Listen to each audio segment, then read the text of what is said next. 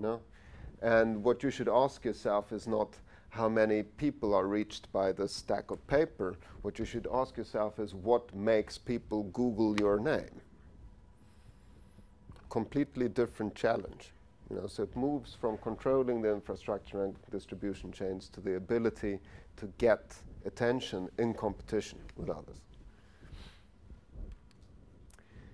And then also there is a growing innovation ecosystem around the new news, right? So what we notice is that the news industry is actually becoming a part of the innovation economy.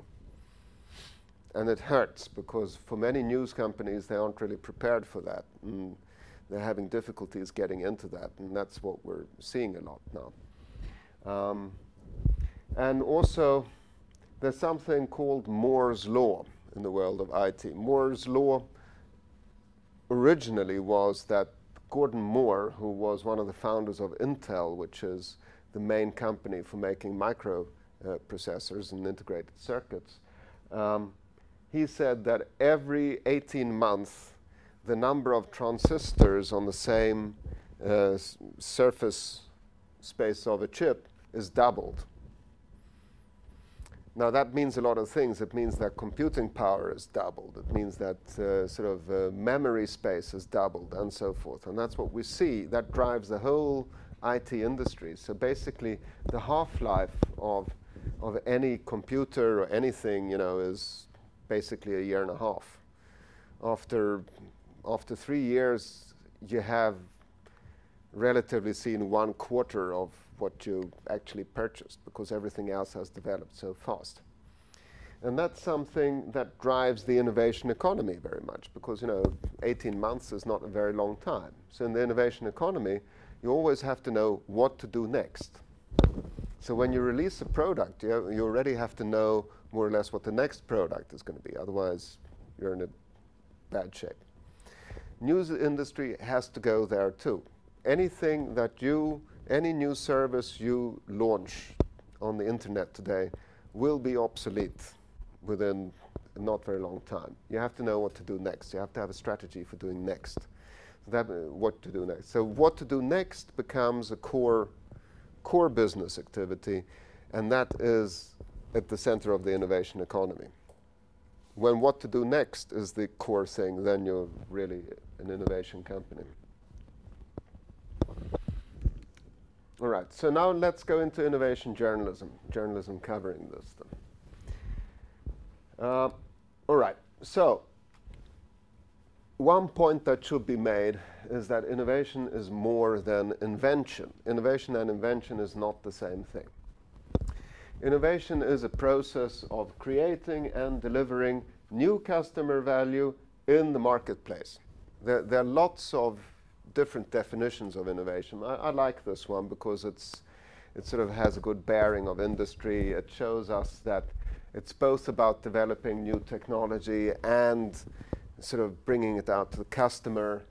It's a process.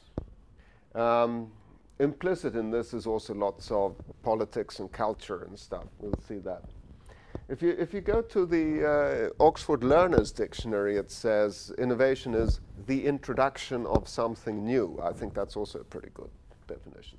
But it's not only something new, it's the introduction of something new. And all of you who have tried to introduce something new in your workplace or elsewhere realize that it's easier to think of something new and even to do something new yourself than it is to introduce it in circles around you. So the introduction of something new is something that is really tricky. But it's actually, we're getting more and more of it, and we know today that innovation is the major driver of economic growth. We know that innovation is a key word in economy. If you go to OECD and places like that, you find they've got lots of work on innovation. It's very well researched. But it's not yet a key word for news. It's nothing that you label news stories with. So if you will go to AP or Reuters and say, I'd like to have a news feed on innovation, please, they would say, sorry, we don't have that keyword, so you better supply us with some other keywords so that we can make this news feed for you. And if you would like to have an innovation page in your newspaper and you're the editor in charge of that page, then you would find this a bit bothering, because often you are dependent on news feeds to kind of fill empty spaces and stuff if you have a newspaper. So it's not really a keyword in news yet, even though it's sort of developing a bit. Now, innovation, many people see innovation as something very straightforward. This is the so-called linear model. You put in some research money here, then you have basic research, and then you get applied research, and then you get development, and then you get technology and an application, and then you push that out to customers there and get social benefits. And that's not how it looks. So it's much more complex. It's, you know, some guys are doing research here, and some guys are doing applied research, and you have these various segments, but they all affect each other. It always goes backward. Sometime here, some guys develop an application, and then you find out that it's good for something completely else. So many people start making. I met some guys once who were going to make some ultrasonic treatment. They were going to use ultrasonics for vaccinating fish, and they ended up with a product for skin treatment used in beauty parlors. Yeah. That's a small step. That's a small step, but you know, so it's very difficult to make a deliberate straight line like this. And sometimes something happens here that creates an interesting problem over here that creates a new understanding of things. So when people don't think of the innovation process as a well-oiled machine that's sort of where you push out new ideas. It's a mixture of push and pull and chaos, and it's actually very similar to politics. I'm going to come to that too. So it's sociology, you know. You have a system of different actors who interplay with each other. And there flows sort of technology and information and capital among these different people and organizations. And that's what sort of eventually leads up to that new things come out. I'd like to add something to this innovation system concept also, because you know, when you try to introduce something new, you always need attention. It's not like when you want to do more of the same of something. Then you go to work, you do your work, nobody needs to care. But if you want to do something new that hasn't been done before, you've got to have lots of people to say okay to it and to give you a mandate and to invest in you. So you need to have their attention. So in the innovation economy and in the innovation systems, everybody's fighting for attention. Now, journalists and PR people and communicators, lobbyists and so on, these are, as I see it, attention workers.